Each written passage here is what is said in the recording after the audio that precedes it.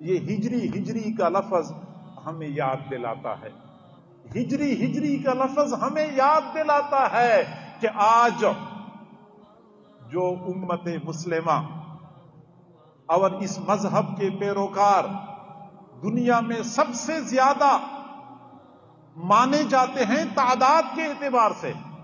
اور آج جو دنیا کے کونے کونے میں دین اسلام کی روشنی اور کرنیں ہمیں نظر آتی ہیں، اس کے پیچھے حضور صلی اللہ علیہ وسلم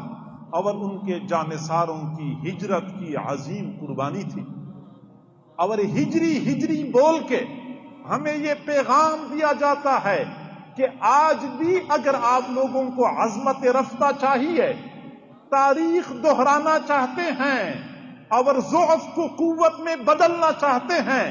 شکست کو فتح میں تبدیل کرنا چاہتے ہیں،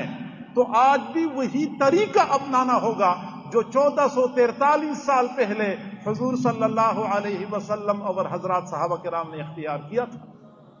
اسلام کی سربلندی کی خاطر، اسلام کی عظمت کی خاطر، امت مسلمہ کو اس مقام پہ پہنچانے کی خاطر آج بھی انہی قربانیوں کی ضرورت تھی جو قربانیاں آج سے 14 صدیاں پہلے حضور نے اور آپ کے جانثاروں نے سر انجام دی تھی۔ ہجرت کرنی ہوگی۔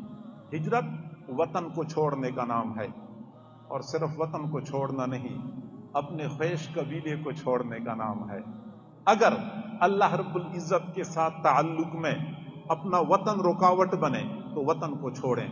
اگر اللہ کے ساتھ تعلق میں خیش قبیلہ رکاوٹ بنے تو اس کو چھوڑیں، اللہ کے ساتھ تعلق میں اپنے والدین رکاوٹ بنے تو والدین سے کنارہ کشی اختیار کر لیں، اللہ کے ساتھ تعلق میں دنیا کے